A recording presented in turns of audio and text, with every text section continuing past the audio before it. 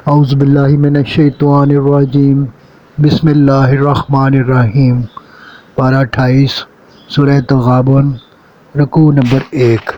فرمایا کائنات کی ہر شے اللہ کی پاکی بیان کر رہی ہے۔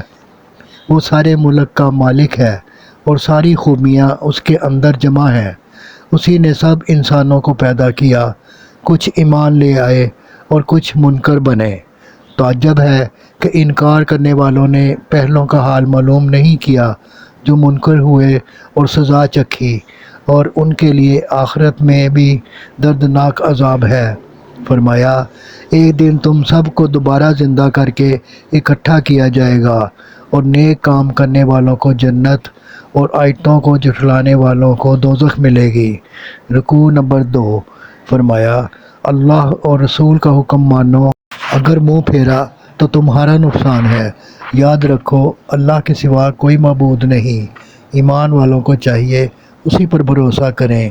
فرمایا کہ بعض بیویاں اور اولاد تمہاری دشمن ہیں جو تم کو اللہ کا حکم بجا لانے سے روکتی ہیں، سو ان سے بچتے رہو۔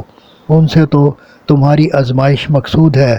اپنا مال اللہ کی راہ میں خرچ کرو، یہ اللہ کو قرض ہے اور وہ تمہارا قرض چکا دے گا بلکہ زیادہ دے گا۔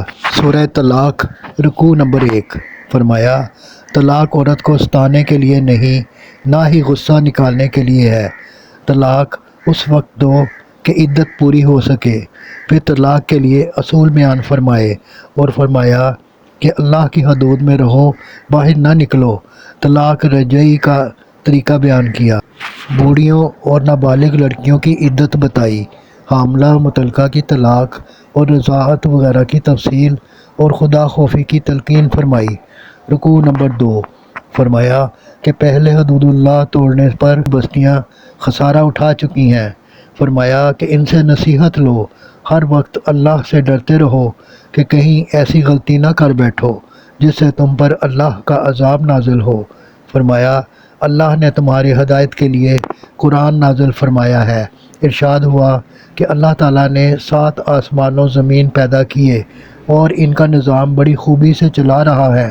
کیا تم ایک چھوٹے سے گھر کا نظام خوبی سے نہیں چلا سکتے؟ سورہ تحریم، رکوع نمبر 1۔ فرمایا آپ صلی اللہ علیہ وآلہ وسلم اپنی بیویوں کی خوشی کے لیے اس چیز کو اپنے اوپر کیوں حرام کرتے ہو جو اللہ نے آپ صلی اللہ علیہ وآلہ وسلم پر حلال کر دی ہے؟ اللہ تو بخشنے والا مہربان ہے۔ بے شک اللہ نے آپ صلی اللہ علیہ وآلہ وسلم پر فرض کر دیا ہے کہ اپنی قسموں کو کھول دو۔ وہ آپ صلی اللہ علیہ وآلہ وسلم کا دوست، سب کچھ جاننے والا اور دانا ہے۔ پھر حضور صلی اللہ علیہ وآلہ وسلم کی ان ازواج کو جن کا معاملہ تھا متنبہ کیا کہ وہ رسول اللہ صلی اللہ علیہ وآلہ وسلم کی مرضی پر چلیں ورنہ ان سے علیحدگی ہو سکتی ہے۔ مسلمانوں سے فرمایا کہ اپنے گھر والوں کو بھی قرآن کے مطابق زندگی بسر کرنے کی تربیت دیں اور دوزخ سے بچیں۔ رکوع نمبر 2۔ فرمایا کہ اے ایمان والو، اللہ کے آگے سچے دل سے توبہ کرو، وہ تمہاری برائیاں دور کر دے گا اور تمہیں جنت میں داخل کر دے گا۔ یہی طریقہ ہے دوزخ سے بچنے کا۔